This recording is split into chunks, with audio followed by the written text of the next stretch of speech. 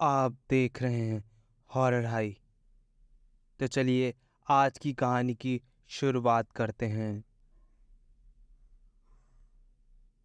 आज की ये जो कहानी है ये 20 साल पुरानी है और ये कहानी शिवराज की है जो दिवाली की छुट्टियां मनाने अपनी बुआ के घर रांची जा रहा था। शिवराज का परिवार अपनी बुआ के गांव रांची पहुंचा ही था कि उसको जोरदार प्यास लग गई और उसने अपने पापा से बोला कि पापा हमें प्यास लगी है।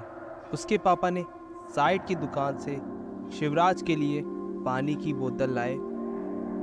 तभी शिवराज के पापा को बगल में ही कुछ भीड़ सी दिखाई दी। तभी शिवराज की नज़र सड़क पर बेच रहे औरतों के लिए श्रृंगार वाले सामान पर गई। उसने सबसे नजरें चुराते हुए वहां से एक अपने हाथ का कड़ा उठा लिया।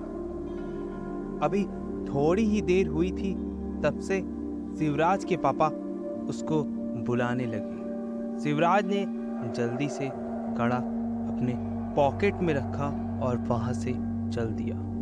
अपनी बुआ के घर पर पहुंचने के बाद शिवराज ने सबसे थोड़ा अजीब अजीब सा बिहेव करना स्टार्ट कर दिया था। घर वालों को भी लगा कि शिवराज ने रोड पर पड़ी वो महिला की लाश को देखा है, इसलिए ऐसी हरकत कर रहा है।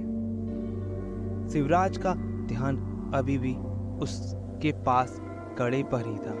वो बार बार उस कड़े को ऊपर से नीचे तक देख रहा और शीशे में ले जाकर बार बार देखता और मुस्कुरा रहा था। ये हरकतें शिवराज लगातार करे ही जा रहा था। एक दिन जब शिवराज ने कमरे के अंदर उस कड़े को पहनकर वो खड़ा हुआ था तो उसका मन किया कि वो पूरी तरह से लड़की ही बन जाए और देखे कि उसको कैसा लग रहा है।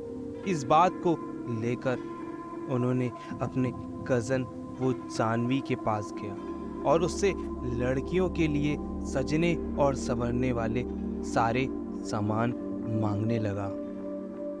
इस बात से जानवी जो थी वो जोर जोर से हंसने लगी और उन्होंने अपने बुआ के कमरे में से सामान लाई और अपनी साड़ी और लिपस्टिक उठाकर शिवराज को दे दी।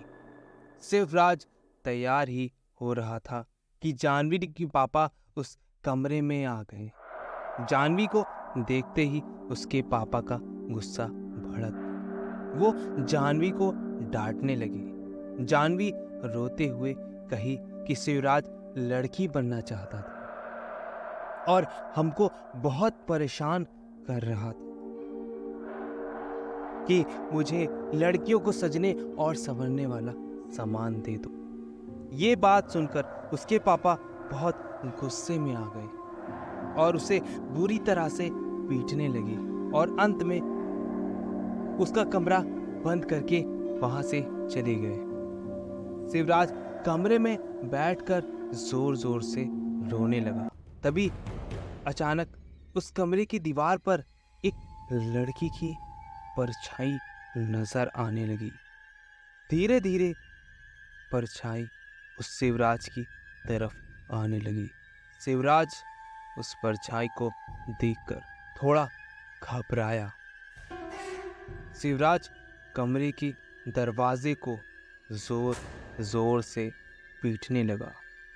किसी भी व्यक्ति ने दरवाजा नहीं खोला। उसने पीछे मुड़कर देखा तो वहां पर कोई भी नहीं था। शिवराज अंदर बैठ गया, लेकिन कुछ ही मिनट के बाद उसके बेड के नीचे से एक अजीब तरह की आवाज आने लगी, मानो कोई शिवराज को बुला रहा था। शिवराज, शिवराज, शिवराज जैसे ही बेड के नीचे देखा तो वहां पर उसी औरत की लाश पड़ी थी।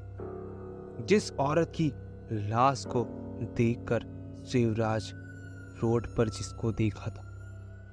उस लाश को देखने में शिवराज को बहुत ज्यादा डर लग रहा। बेड के नीचे औरत रेंगते हुए शिवराज के पास जैसे ही आई, इतने में शिवराज उस लाश को देख वहीं बेहोश हो गया। अगले दिन से शिवराज के बिहेवियर में बहुत चेंज आने लगा। अब शिवराज अजीब तरह का बिहेव कर रहा था। अपनी बुआ की साड़ी पहन रहा था तो कभी लड़कियों का सलवार पहन रहा था। वो दिन भर अपने आप को सजाता रहा और एक ही बात लगातार बोले जा रहा था कि अब उसका नाम सरस्वती। कभी कभी वो चिल्लाने लगता था जिससे पूरे घर में सन्नाटा छा जाता था। वो घर के कोने में दुबक कर बैठ जाता था और डरा डरा सा महसूस करने लगा था। एक दिन शिवराज रोते रोते अपनी माँ से बोलता है कि मैं सरस्वती हूँ और मुझे हर जगह शैतान नजर आते हैं। माँ, शैतान मुझे आकर मार देंगे। उसने कहा, उस शैतान के पैर उल्टे हैं, हाथ के नाखून बड़े बड़े हैं, हाथों में खून लगा हुआ है, हाथों के नाखून भी बड़े बड़े हैं, चेहरा बिल्कुल ही काला और मुंह में खून टपक रहा, लंबे लंबे बाल, और वो उस पर हमला करना चाहते हैं। शिवराज की हालत अब दिन ब दिन खराब होती जा रही थी, लेकिन प्रत्येक दिन वो सरस्वती बनकर अपने श्रृंगार को करता रहता था। शिवराज ने तो यहाँ तक अपने कमरे को बंद करके नाश्ता करना शुरू कर दिया था। शिवराज के घर वालों की बिल्कुल भी समझ में नहीं आ रहा था कि शिवराज लड़कियों की ड्रेस क्यों पहन रहा, इतना मेकअप क्यों कर रहा है। आखिर शिवराज के पापा बहुत ज्यादा परेशान हुए। उसकी फैमिली वालों ने भी बहुत कोशिश की कि शिवराज को समझाया जाए, लेकिन शिवराज समझने का नाम ही नहीं ले रहा था।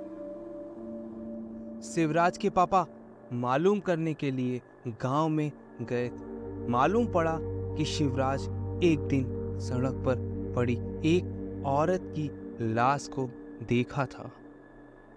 वो लाश कोई और नहीं, एक औरत जॉर्ज सरस्वती की थी।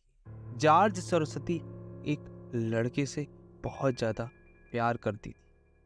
उस लड़की ने तब से अपना नाम बदलकर सरस्वती रख लिया था। सरस्वती उस लड़के से शादी करना चाहती थी। लड़का भी राजी था शादी करने के लिए, लेकिन उसके घर वालों को इस बात की मंजूरी नहीं थी। सरस्वती को शादी करना एक बहुत बड़ा पाप लग रहा था।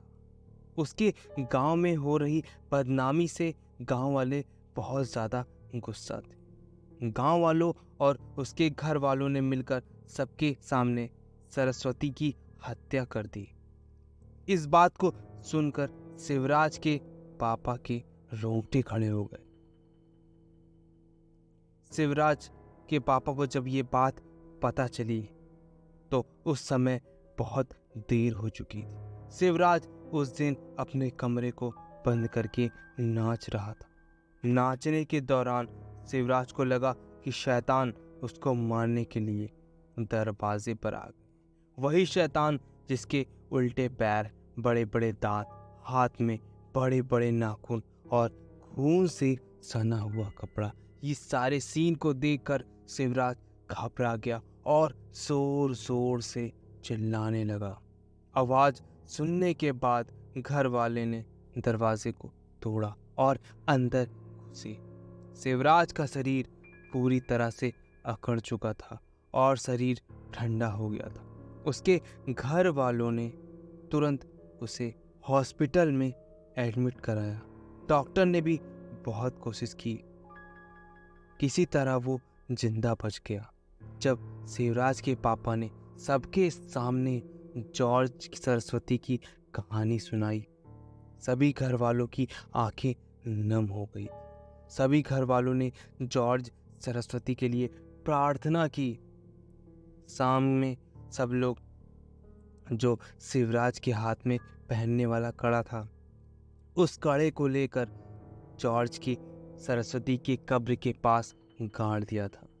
धीरे धीरे समय बीतता गया और शिवराज बिल्कुल ठीक हो गया। आज सरस्वती के बारे में शिवराज को कुछ भी याद नहीं, लेकिन ऐसे भी लोग हैं दोस्तों हमारे समाज में जो प्यार को नहीं समझते और अपने ही पुत्र और पुत्री की हत्या कर देते हैं, जबकि ये बिल्कुल गलत काम है दोस्तों। इस तरह के अपराध बिल्कुल भी क्षमा योग्य नहीं है।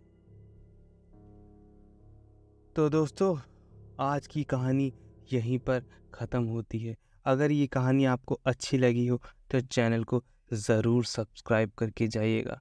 मैं आप लोगों के लिए अच्छी अच्छी कहानियाँ लेकर आता रहता हूँ। मिलते हैं कल एक नई कहानी के साथ। तब तक आप सभी का दिन शुभ हो।